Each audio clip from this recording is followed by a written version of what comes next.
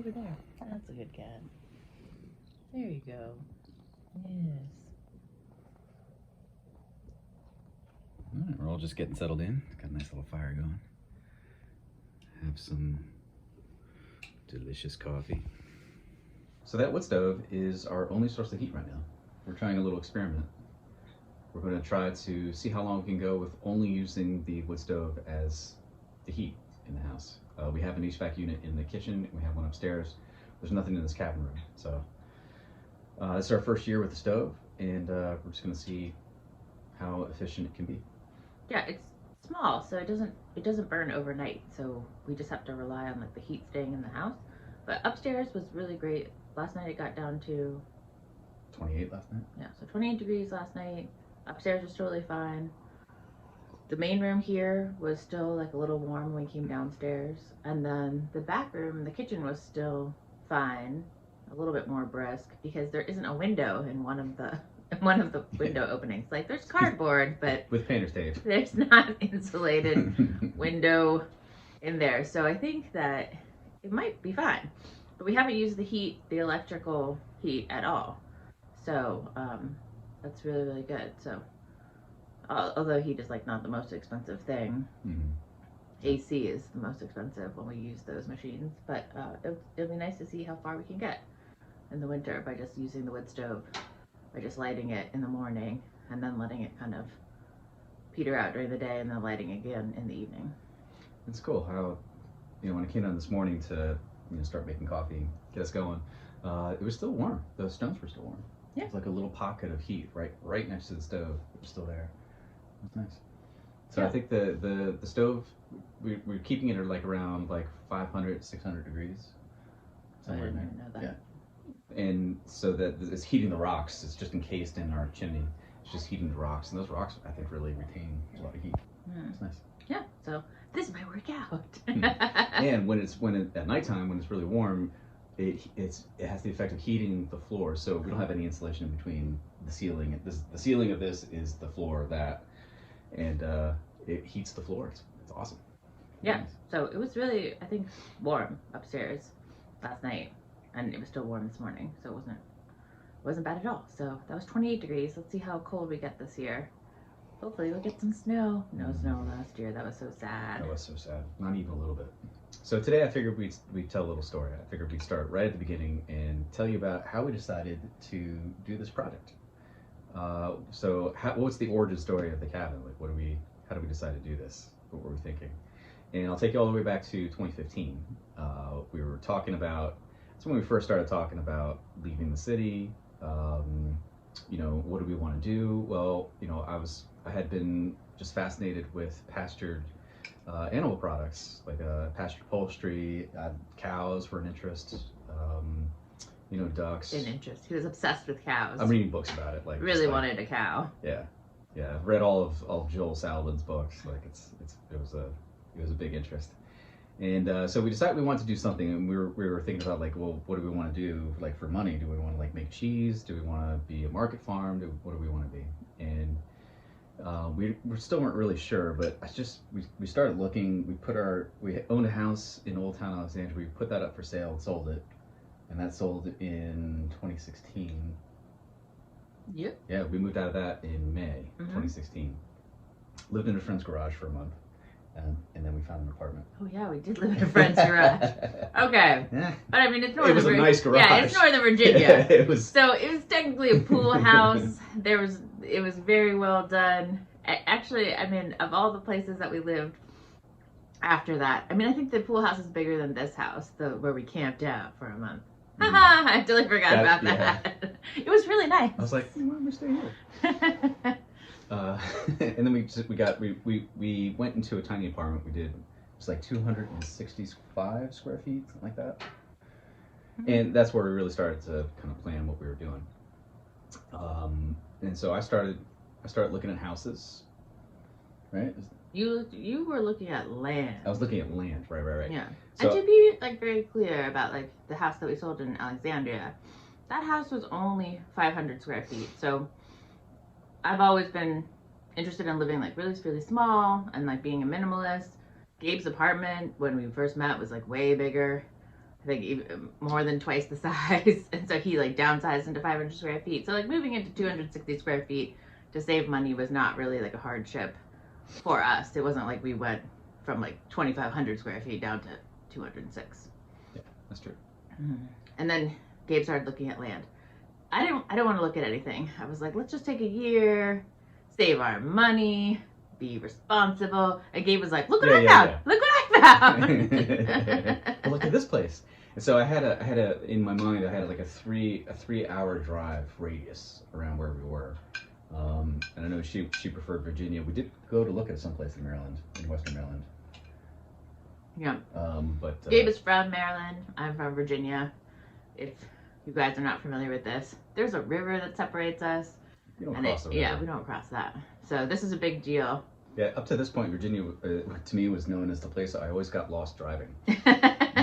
North of Virginia. Yeah, I mean, he's moved now to Virginia, and so how I describe that is I've made him defect to my state.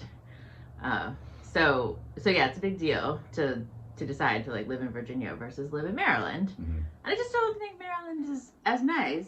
No offense, people from Maryland who are watching this video. I mean, I love you, people, but Virginia's so beautiful, and it's bigger. It's a bigger state. Yeah, and you're there, so yeah, and I live here. Cool. So I was looking at land, and I had certain characteristics in mind. It needed to have certain things. It needed water. It needed a place for pasture.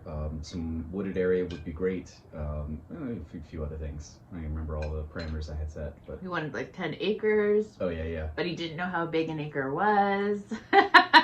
Couldn't conceptualize how big an acre was, but wanted 10 of them. Okay, I googled it, but you still don't know what that. I think a lot of people still don't know how big an acre is. And then it was, I think it was 5 acres. And I saw this place. It had everything that I wanted, everything that I was looking for. And at this point, I'd looked at thousands of properties. And, I'd take a couple to her, and she'd be like, oh, I don't like this. Or there's one place that was like a complex of buildings. It'd be like 6 of these that needed to be restored. Yeah, so I had a bunch of log cabins on it, and it like backed up to the Appalachian Trail. It was actually a really cool property.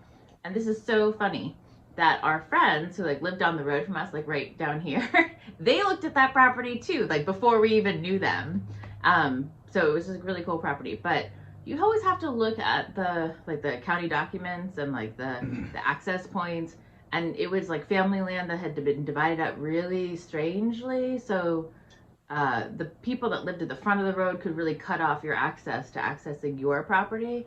And I just didn't like that. I was like, no. There was a weird island too, right? There was like a square in the middle rectangle that like wasn't your property. It was weird, and the cabins were all like this, like needed a lot of work. Derelict. And I think it was like $600,000.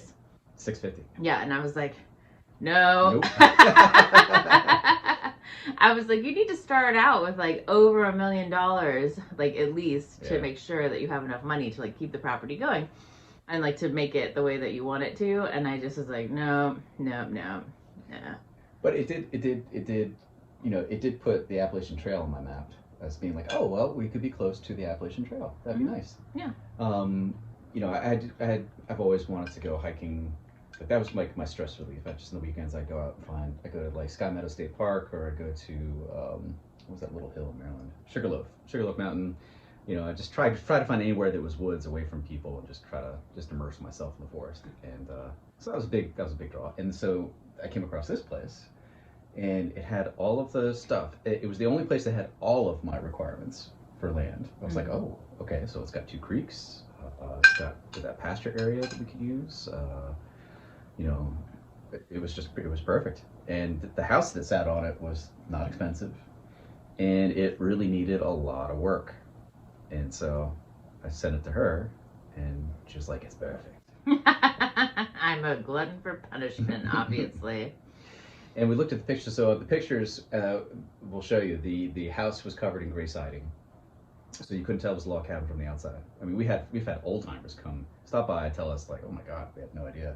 Yeah, here my whole life, and I had no 90 idea years old, being like, I never knew this was a log cabin. But you see from the interior pictures, they're like, is that a log cabin? Interesting. they had like painted the logs with white latex paint, so that was not desirable. It was in pretty rough shape. I actually don't know what we were thinking. Yeah, I mean, the whole house was listing, so the corner over here by the wood stove, the house was just sinking into that corner. It was like 2.5 feet they had to correct. I still don't know what happened. Because like all the logs on this side had rotted, and so the house had just kind of... Oh no, I know what happened to the house. I don't know what happened why we bought it. Oh. I don't know why we bought this house. It had 2 chimneys. One was a cinder block chimney. It didn't work. And they had built that because the stone chimney had stopped working, so they had just walled it off. Like it was just stone wall. It smelled pretty bad in here. It smelled horrible. Yeah. I don't know. It was a weird experience. We didn't know anybody that lived here. Yeah, we had never been here before. There's a mountain right here that is a resort. We never went up on the mountain before we made an offer on this house. It was it was just one of those experiences where, and I think people who just really love houses and like to buy houses experience all the time, where like you just walk in and you're like, yeah, like this is for me. And now even looking back, I'm like, I don't know why this was for me. I love this house, so don't get me wrong. I mean, like, you'll have to drive me out of here feet first. I'm never leaving this house, especially since we put all this time and like money and effort into it. Yeah. But to look back on it, I mean, I think I showed my dad and he was like, what are you doing? Because like to him, he was like, this is a derelict shack. Like there's no way that you're going to be able to restore this. It is way too far gone. Yeah. And it's logs and you don't know anything about those. And I was like, it's going to be great. We have wonderful supportive family, but it was hilarious when we told them back in 2015 or 2016. We told them, I think it was 2016 when we moved. Mm-hmm. We told, separately, I told my family, and their response was, no! We told your dad, his response was, no! I know, both of our families just feel like the most appropriate response is just to scream no as loud as possible, and then we won't do it. But I don't blame them. I mean, it was a pretty radical shift. But it was kind of funny, and like I said, they're all wonderful, very, very supportive. But it was just kind of their first initial reaction was pretty funny. Yeah, no, I mean they're definitely great. It just, yeah, even now I don't know how we ended up doing. I mean, even our real estate agent was so confused. Yeah, she was like, I never thought I would see you guys again, ever. Yeah, I guess we just like were walking through like, smells in here. Yeah, so that's how we ended up here.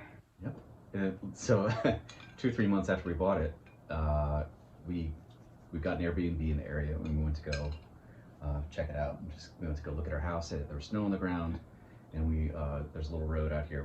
We parked on the road and we were admiring our new house. I'm thinking, wow, this is great. Mm-hmm. And then a red pickup truck comes charging down the hill, and there's this old man gets out and just starts screaming at us to get out of here. He ran us off our own land. We were like, we own this house. He's like, get out of here. Mm-hmm. So that was our introduction to our neighbor. That was pretty. We were like, I think we've made a horrible mistake. Well, he was like that. A real estate agent had told us about him. So, I mean, the man is legend. He's a famous bear hunter. He's the most famous, probably infamous and famous man in the county. I think that volume is like the only volume that he has. Yeah. Like he doesn't have like a normal speaking voice volume. It's just like always at like 11, like kind of screaming at people. I mean, he had run off like a lot of people from this house, so that's why the house was so inexpensive, and no one was buying it. Why is this place so cheap? But the funny thing is that he really came around. I mean, he liked what we were doing with the house. Because he was a bear hunter, he had like 50 dogs that used to like roam in packs like all over our land, because it's just right behind us.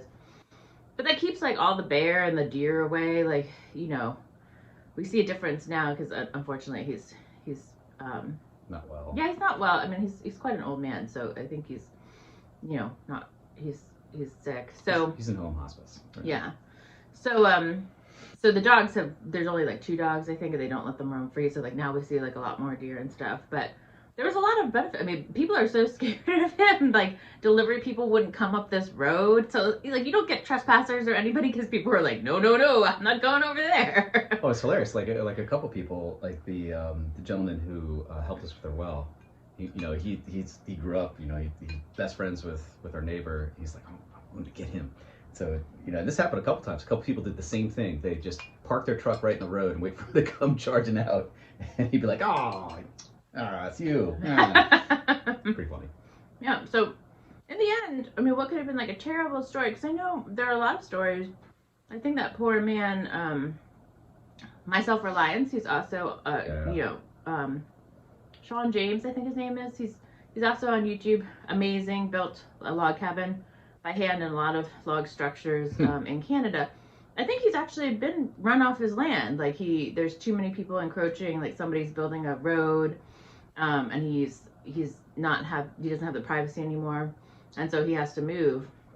And so it's amazing how, you can find a perfect property or something, and then it's like the neighbors or something can make it horrible.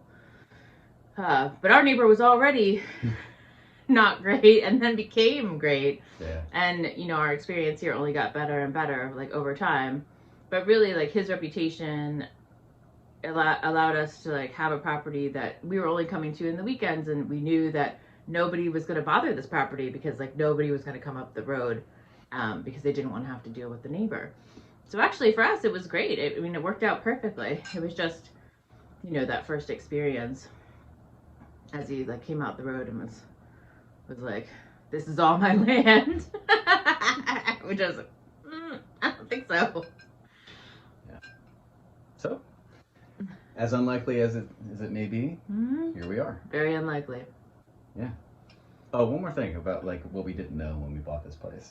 We didn't know that this is an area that's got a lot of breweries and wineries, and we're right in the middle of it. Cideries, distilleries, just all over the place. Yeah, Devil's Backbone is here, which that's a pretty famous name now because it's owned by Anheuser-Busch. Bold Rock is here. Bold Rock is here. That's also been purchased by like a big company, so that's a Bold Rock cidery.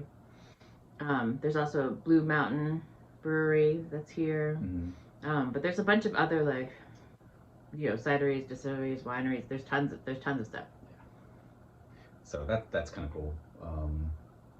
And on the negative side, we didn't know that there was a pipeline set to go in, and it was like a natural gas pipeline. This is so ridiculous. That we didn't know this, but like it was going to go right across the street. I mean, over the mountain. We wouldn't be able to see it, but it would be construction and the explosives, all that stuff that they're making.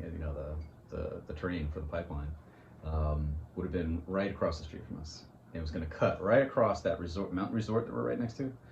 Would have cut right across the entrance of that, and thankfully it was defeated, and they gave up on it. Mm-hmm. But that could have been our reality too, and it's kind of funny. Yeah, so that's not happening either. So in a way, it all worked out. I don't think it had anything to do with us. We were, informed about the land, but very uninformed about the area and the people who live here and like what was going to happen. But for us, it has all worked out, and we feel very, very lucky.